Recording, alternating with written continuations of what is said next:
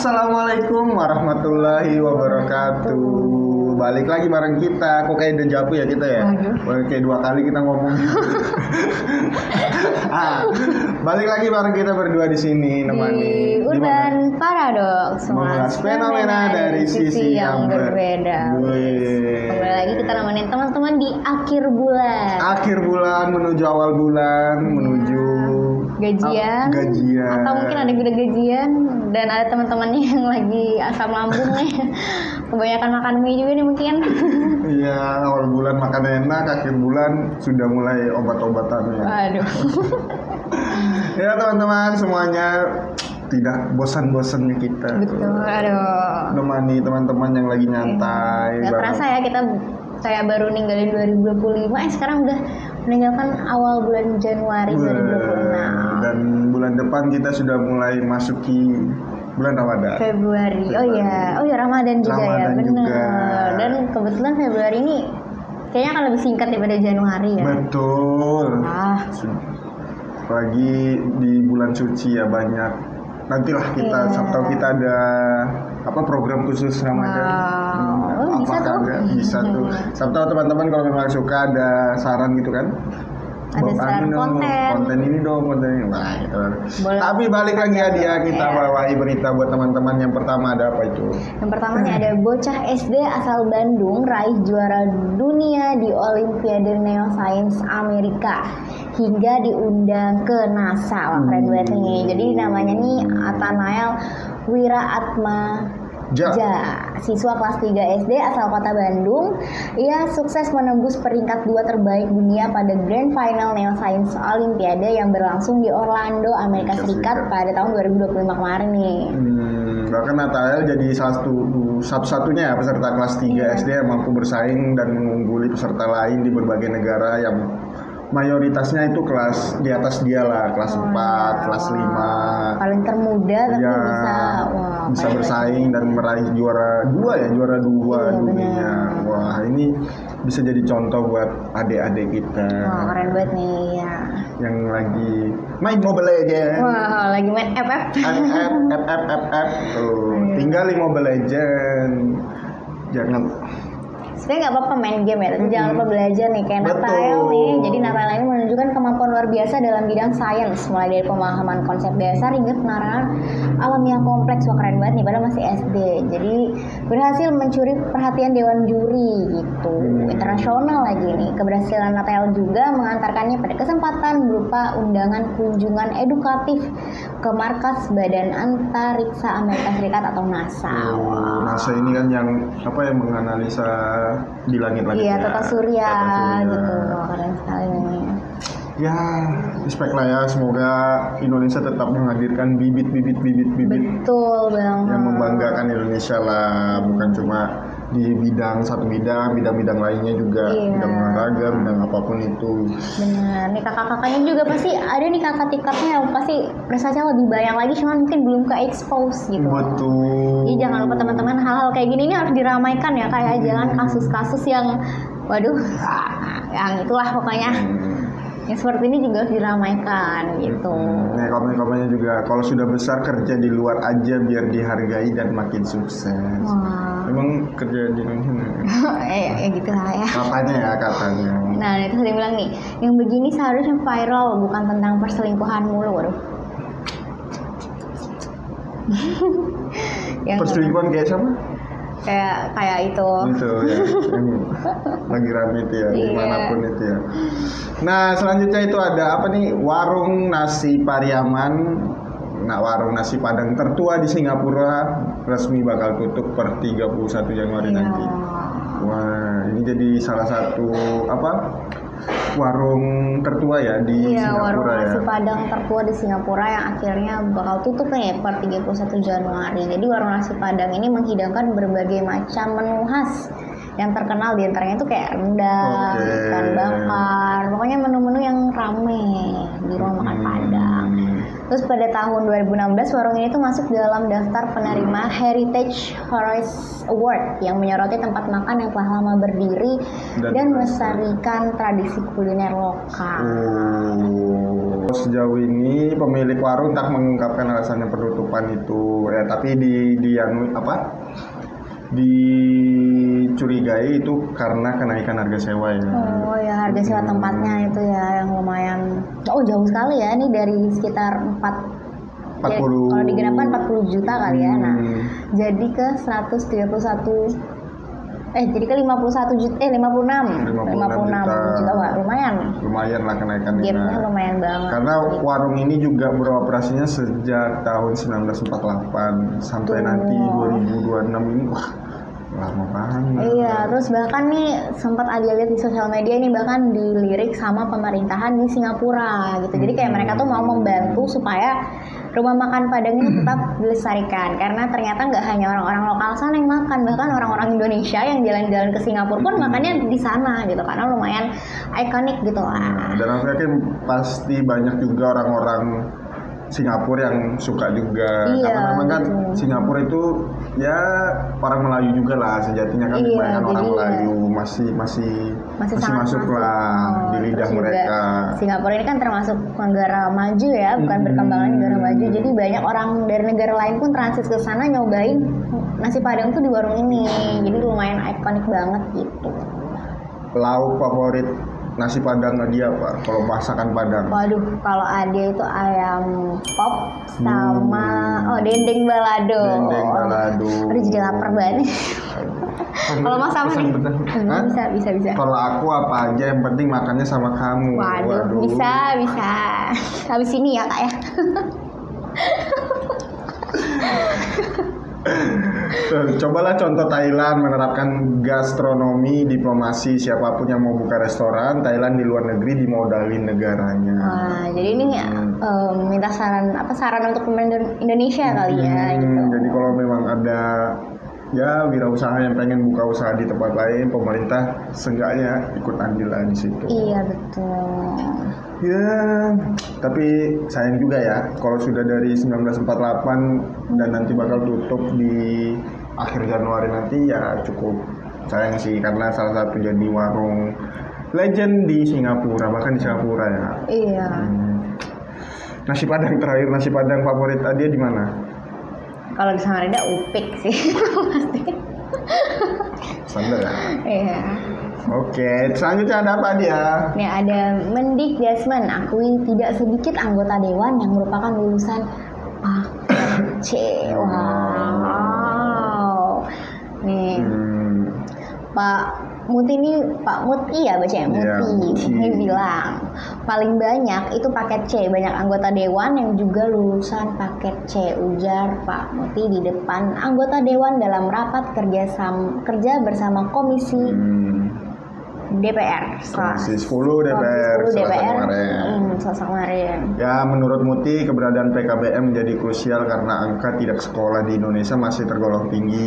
Ia menilai penyebabnya tidak semata-mata faktor ekonomi, tetapi juga alasan kultural dan geografi seperti pernikahan usia dini, serta keterbatasan akses pendidikan di wilayah-wilayah tertentu. PKBM tahu nggak dia? Apa toh? PKBM ini kayak apa ya? Sekolah yang ya ini memfasilitasi paket A, paket B, paket C. Jadi yang teman-teman kita yang belum bisa sekolah di sekolah formal kayak Adia sekolah di sekolah formal kan dari SMP, SD, SMP, SMK. Mereka sekolahnya di sini di PKBM ini, pusat kegiatan belajar mengajar. Nah, memang keberadaan PKBM harusnya bisa lebih banyak lah karena memang akses pendidikan juga di desa-desa kan banyak di pelosok-pelosok nanti yang masih belum belum rata dan masih banyak teman-teman kita mungkin beberapa yang masih buta huruf, masih belum bisa baca, pengetahuannya juga masih minim. Jadi kehadiran PKBM itu jadi salah satu jalan keluar juga buat mengangkat pendidikan kita, anak-anak bangsa kita, calon-calon pemimpin. Ya, karena ini DPR aja banyak kan ngambil paket C. Ya kalau mereka kan banyak juga orang-orang yang sibuk tuh sibuk sudah kerja dari SD, SMP, akhirnya mereka nggak lanjut di sekolah. Tapi harus ngambil paket C. Sebenarnya nggak masalah ya mau paket, mau sekolah formal, yang penting kan apa yang kontribusi kita apa yang bisa Iya, kita berikan. benar. Oh, PKBM. Ya, ini komen-komennya juga. Jabatan seprestis ini dihuni oleh lulusan paket kembu. Waduh, jangan. Tapi kita juga nggak bakal setuju ya, orang-orang yang cuma pengen ijazahnya aja, kan? Apa? Aku ikut paket aja, yang penting aku bayar dapat. Memang boleh ya gitu ya? Waduh, biar bisa ngisi jabatan di situ gitu kan syaratnya lulus ini ya. Gitu. Oh, nggak boleh. Tetap ikutin apa ilmunya yang diambil. Karena di PKBM juga bukan cuma soal pelajaran formal, dia ada kesenian juga, ada keseniannya juga, ada keterampilan yang memang kita minat di situ juga ada lah. Tuh, kita diwakili oleh orang-orang yang dulu sekolahnya hafal tugas dan waduh. Ya tapi seharusnya nanti di beberapa tahun apalagi 2045 Indonesia emas seharusnya para DPR ini udah diduduki oleh generasi-generasi yang betul, Adia. Waduh, ya. Bisa nih amin jadi anggota ya, amin. Adia sekarang umur masih 19. 19. Berarti 45. Ya, 30-an lah ya. Ya bisa lah ya. Jadi Kakak juga nih. Wakil aku presiden. Oh iya, wah amin. Presiden stand up. Ditunggu guys 2045. Selanjutnya apa tuh kak? Selanjutnya ini ada apa? Coba Adia deh. Oke. Aku 5 orang terinfeksi virus Nipah di India. Wah, virus Nipah nih. Kemenkes RI keluarkan peringatan dini. Jadi India ini kembali melaporkan kemunculan virus Nipah setelah 5 kasus infeksi terkonfirmasi di wilayah Barasat, Benggala Barat berdasarkan data hingga 25 Januari 2026 kemarin. Nah, 2 kasus pertama ini teridentifikasi di sebuah rumah sakit swasta di Benggala Barat yang hasil penyelidikan awal menunjukkan kedua perawat diduga tertular ketika menangani seorang pasien dengan gangguan pernapasan berat. Pasien tersebut meninggal dunia sebelum sempat menjalani pemeriksaan laboratorium untuk memastikan infeksi Nipah. Wow, lumayan parah ya dampaknya ya. Ini kayak kita 5 tahun yang lalu ya kak ya? 5 apa 6 tahun berarti nih? 2020 ya? Iya, 2020. Ya, 5 tahun lah ya, 5 tahun yang lalu yang COVID. Dia masih sekolah ya? Masih iya, SMP masih ya? sekolah, benar, masih SMP, masih kecil banget. Nah, terus di Indonesia hingga saat ini tuh belum ada laporan kasus virus Nipah nih, alhamdulillahnya ya.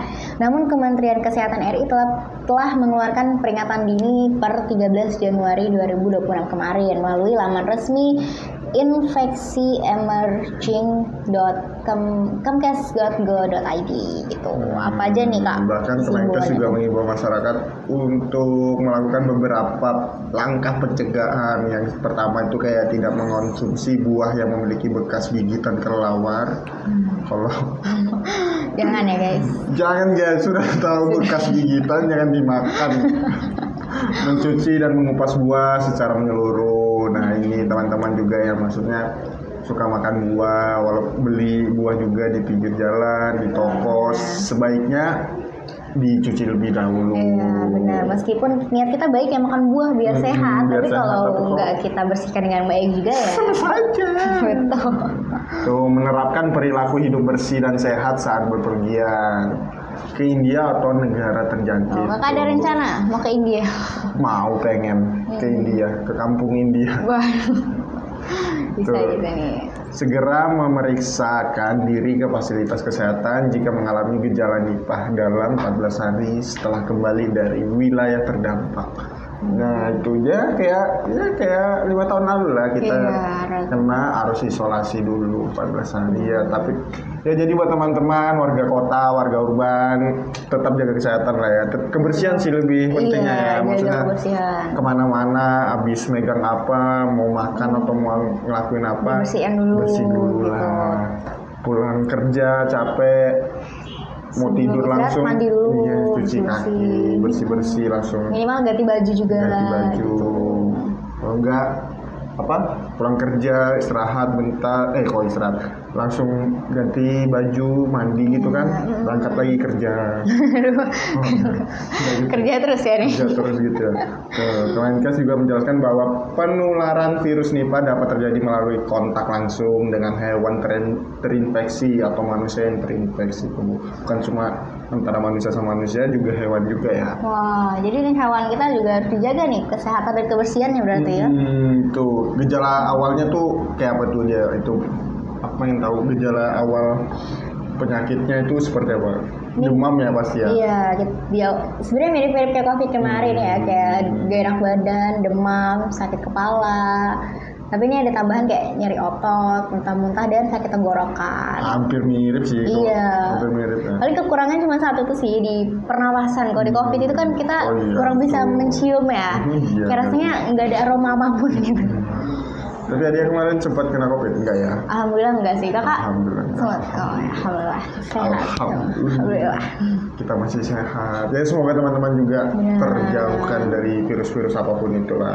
Salah satunya virus Nipah ini. Tetap jaga kebersihan, guys. Gajah apa yang tidak pernah sakit? Apa kak? Gajahlah kebersihan. Ini kameramannya jadi ketawa. Goyang-goyang kamera dulu. Siap siang feeling good like. Oh ini feeling good ya. Oh yang lagu tuh ya, feeling good. Makasih. Kemarin super flu, sekarang Nipah, besok apa? Oke, jadi ke intinya saja, libur berapa lama? Waduh, jangan sampai kita diliburkan lagi nih. Malah mikir liburnya, karena ada sempat libur berarti ya waktu itu ya? Iya, waduh yang awalnya 14 hari kan, jadi setahun. Ya hampir setahun lah, 1 semester lebih, hampir setahun. Aduh, itu berita selanjutnya ada pria asal London terbang ke Cina buat kejar iPhone yang dicuri. Wah, kejar iPhone sampai ke negeri Cina. Waduh, orang untuk telah ilmu sampai ke negeri Cina. Ini iPhone dikejar, tapi ini iPhone-nya iPhone pribadi ya, dicuri katanya, lagi diambil sampai di Cina. Seorang pria asal London nekat menempuh perjalanan ribuan kilometer. Oh iya, dia ribuan kilometer ke Shenzhen, Cina demi mengejar iPhone miliknya yang dicuri. Kira aku dia menempuh jalan kaki ribuan kilometer. Berbekal fitur pelacak, ia mengikuti pergerakan ponselnya dari Inggris hingga ke pusat perdagangan elektronik Cina, Paris. Mengubah aksi pencurian biasa menjadi pengejaran lintas benua yang terasa seperti adegan film. Wow. Ini iPhone-nya iPhone berapa ya? Kalau iPhone 6 pasin aja gitu.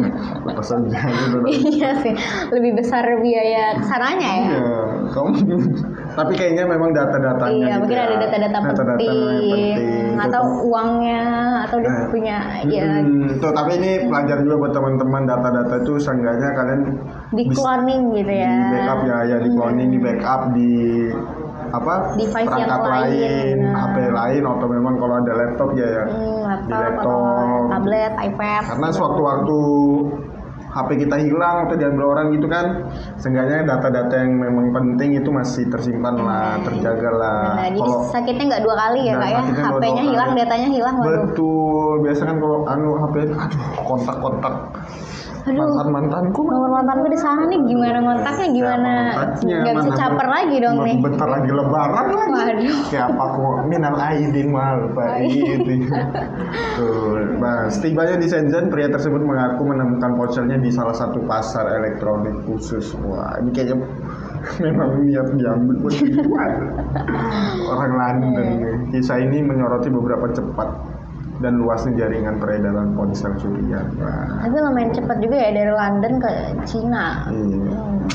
Ya itulah teman-teman. Tapi tetap ya tadi ya data-data memang penting lah buat kita.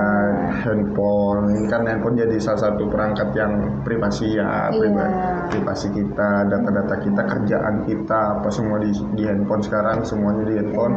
Jadi seenggaknya bisa di backup lah dimanapun. Jadi kalaupun amit-amit dicuri orang, kalau kita punya backupannya, cloningannya, kita bisa tutup akses orang ini buat buka-buka rekening kita dan lain-lain. Nah, itu yang bahaya kan. Karena dari handphone aja sekarang tuh bisa ngaruh ke banyak hal di kehidupan kita ya, bisa ke rekening kita, bahkan mereka bisa tahu rumah kita, data pribadi kita gitu. Wah, bahaya banget tuh. Mengejar iPhone sampai Dari Cina. Selanjutnya ada apa itu aja? Selanjutnya ya, ada menurut studi kucing lebih dekat ke perempuan daripada laki-laki. Jadi ke laki-laki itu kucing sekedar formalitas demi dapat makanan. Jadi berbagai studi perilaku hewan menemukan bahwa kucing cenderung membangun kedekatan emosional lebih kuat dengan perempuan, karena ini bukan soal gender semata ya, tetapi cara hadir yang lembut, tenang, dan nggak memaksa. Itu yang membuat kucing merasa aman, karena kucing nggak mendekat ke suara yang paling keras, tapi ke sikap yang paling tenang. Waduh, Kayak siapa ya Kayak kucing siapa ya? tuh? Kucing tuh kayak siapa ya? yang nonton ya kayaknya. Iya. Biasanya kalau laki-laki sama kucing kan jaket-jaket gitu. Aduh. Ini komennya nih. Sebagai pria kami sudah biasa dilakukan seperti ini. Waduh. Betul. Respect, Mas. Kita laki-laki cuma jadi tempat formalitas demi makanan. Coba kucing datang ke kalian tuh cuma buat makan. Ya sebenarnya dalam hatinya nggak suka, ih ngapain banget sih sama ini. Waduh. Kayak siapa tuh? Ini yang riset pasti cewek. Aduh, udah ini orang ini masnya yang ngomong ya, bukan kita ya kak ya. Kita. Pantes habis dikasih makan Sepatu gue diberangin tadi pagi. Mungkin makanannya kurang enak atau kurang seleranya, dia marah. Kamu salah juga kasih makan kayaknya. Kucing itu juga tahu mana makanan enak, mana yang gak enak tuh. Tapi dia suka kucing nggak? Suka banget. Tapi sukanya baru-baru ini, karena dulu Adi waktu kecil tuh ya. Ini jadi TMI banget nih ya. Karena dulu Adi waktu kecil tuh asma. Asma. Iya, tapi waktu udah besar asmanya udah berkurang. Jadi bisa deh dekat sama kucing. Kan kalau dekat sama kucing tuh takut bulunya rontok ya, jadi ngaruh kan. Kan ada kucing yang nggak ada bulunya itu. Oh itu lebih takut sih, lebih geli sih. Kucing apa? Jadi kucing, dia punya peliharaan kucing? Punya ya. Iya, tapi kucing kampung aja sih, tapi lucu, gemes. Karena kan kalau kucing kampung kalau diurus tetap jadi gemes juga ya. Gemes ya, tapi makannya ikan asin gitu ya, enggak? Awal-awal sih ikan asin ya, cuman biar jadi gendut ya enggak ikan asin juga. Oke, selanjutnya ini ada. Wah, ini ada berita. Apa nih soal ini Adia nih yang harus baca nih. Ini ada berita terakhir, ada ini buat ibu-ibu, aduh, pecinta anime nih.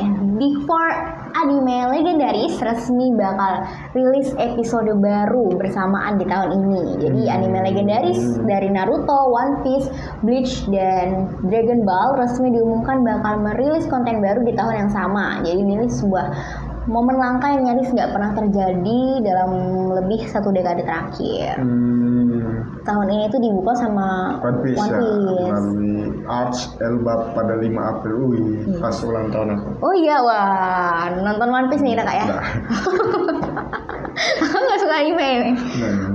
Tapi ya aku respect lah sama Iya, tapi kebetulan emang One Piece ini kalau mau diikutin tuh emang agak sulit sih sebenarnya. Karena kemarin aku sempat mengikuti, tapi kan katanya episodenya sudah ribuan ya. Iya, ribuan jadi banget. Harus nonton dari awal. Biar paham, biar masuk sama alurnya gitu. Nggak punya effort segitunya aku. Keren sih sama fans-fansnya ya. Iya, kalau Naruto dulu nonton kan di TV ya. Iya, benar. Tapi sudah lupa juga sih namanya. Nah, setelah Bleach menyusul lewat Thousand Year Bolt part final yang dijadwalkan tayang ini. Terus ada Naruto yang juga kembali lewat 4 episode baru spesial ya, yang direncanakan tayang di penghujung tahun sebagai bagian dari perayaan 20 tahun anime Naruto. Wah, 20 tahun. Lebih tua Naruto daripada kamu. Iya. Bener. Tua Naruto setahun. Dan Dragon Ball Super dipastikan hadir dengan proyek baru termasuk judul Dragon Ball Super Heroes yang diperkirakan rilis pada fall 2026.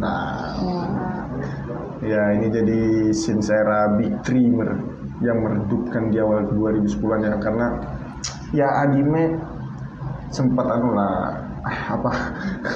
Gue mau komentari anime, padahal nggak nonton anime. Waduh, Coba. karena keempat anime ini tuh sempet lama nggak update gitu ya. Nah, terus kalaupun update biasanya tuh nggak bersamaan gitu Kak. Nah, kebetulan ini empat anime. Empatnya langsung. Iya, empat anime legendaris langsung 2026 ya. di 2026. Jadi ini kayaknya akan tahun yang sangat menyenangkan untuk pencinta anime atau anime lovers, atau mungkin kalau orang kita nyebutnya kebanyakan wibu kali ya gitu. Ya, di komenan nih akhirnya 4 trio. Jadi 4 apa trio nih? Nah itu 4 trio apa sih? Maunya mau 4 apa? 4 trio. 4 trio. Oh ini jadi ya anime ya, legend juga ya. Benar. Yang ditunggu-tunggu sama warga urban. Urbaners ini. Oke, dia sudah selesai, kita temanin teman-teman yang lagi di rumah. Lagi di kafe, lagi di mana aja deh. Lagi di kantor, mungkin lagi makan siang. Iya, lagi nunggu hujan. Iya. Adia, kita pamit. Oke teman-teman, segitu dulu berita kita Ya, minggu kita- ini, pekan ini, dan bulan ini ya berarti ya. Bulan ini, wah ketemu lagi di bulan depan, di minggu depan juga dengan berita-berita yang bakal lebih beda. Benar, lebih hot dan semoga lebih menyenangkan dan dengan kabar yang lebih baik juga. Ya, kita hadir buat merefresh. Ini kan berita-berita sebenarnya sudah rame berapa hari belakangan ini. Kita merefresh teman-teman di mana seminggu ini lagi ada berita apa sih? Iya, Berita buat apa teman-teman sih? yang mungkin urbaners kita yang hard worker ini, yang sampai nggak Nggak sempet sempet ya. dia buat lihat berita, Mantau-mantau ya. benar, Nggak bisa sempet. langsung aja ke YouTube nih nonton. Oke semuanya, sampai jumpa kembali.